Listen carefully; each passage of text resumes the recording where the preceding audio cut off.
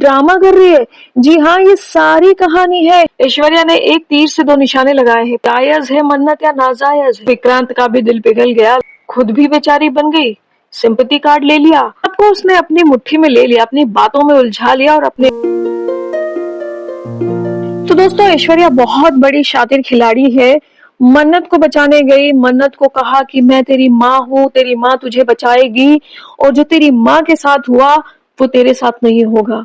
और उसके बाद जब मल्ला ने खुलासा किया कि ऐश्वर्या की नाजायज औलाद जो है वो मन्नत है, तब ऐश्वर्या सबके सामने ड्रामा कर रही है। जी हाँ, ये सारी कहानी है ऐश्वर्या की। जब से वो अनिरुद्ध से मिल के आई है, तब से उसने अपने दिमाग में वो कहानी बुनना शुरू कर दिया कि कैसे सबके सामने ये सच, क्योंकि उसको पता था कि किसी भी हालत में अगर मल्ला ये सच का उजागर कर देती है, या किसी भी हालत में अगर अनिरुद्ध आ जाता है सबके सामने और सच बता देता है, तो उसे क्या करना है। तो जब मल्ला सबके सामने सच लेके आती है, तब ऐश्वर्या के दिमाग का जो प्लान जो उसने बनाया था वो एक्टिव करती है। वो ऐश्वर्या की जो सास है वो कहती है कि अब इसको इस घर से निकालो, अभी इस घर में रहने लायक नहीं है। और फिर जाके हॉल में बैठ के सबके सामने ऐश्वर्या अपनी कहानी सुनाती है कि क्या हुआ था उसके साथ, कौन है मन्नत का बाप, जायज है मन्नत या नाजायज है। तो भाई वो अनिरुद्ध की कहानी सुना देती है और ये ठहराना चाहती है कि अनिरुद्ध जो था इसके पीछे पागल था, अनिरुद्ध ने इसके ऊपर जबरदस्ती करी और उसका नतीजा मन्नत है।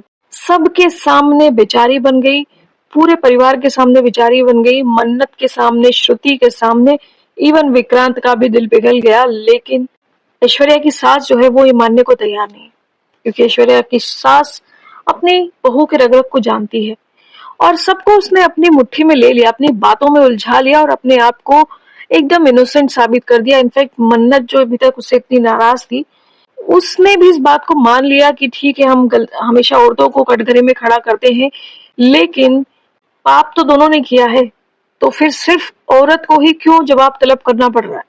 वो कहाँ है वो आदमी जिससे हमें बात करनी है, लेकिन वो आदमी तो यहाँ आने का वेट ही कर रहा है।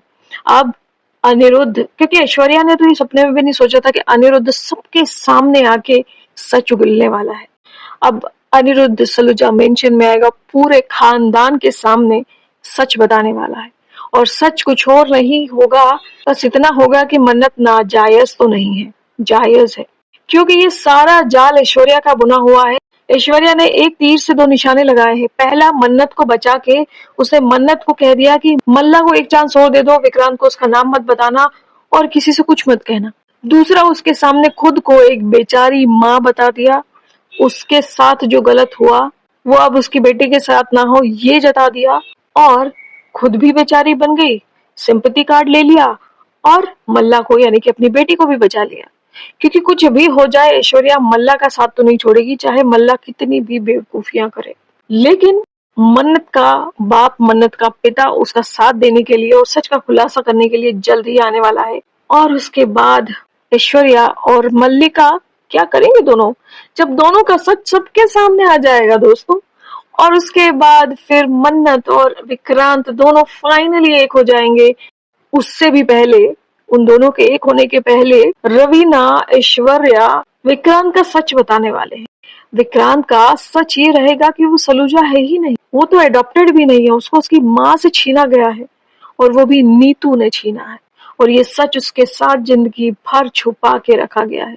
अब क्या होता है बिजनेस का जो सलूजास का है, क्योंकि विक्रांत तो उसका हिस्सा है नहीं। अब क्या होगा मन्नत का जो उसे प्यार करता है, और क्या होगा ऐश्वर्या, मल्लिका और बाकी पूरे परिवार का। दोस्तों, ये शो इंटरेस्टिंग होता जा रहा है दिन बाय दिन, और धमाकेदार होता जा रहा है। हर रोज धमाका होता है, हर रोज हाई वोल्टेज ड्रामा होता है। आपने ये शो देख रहे हो नहीं देख रहे हो, कमेंट सेक्शन में जरूर बताना। धमाकेदार एपिसोड है आज का दोस्तों, तो जरूर देखिएगा।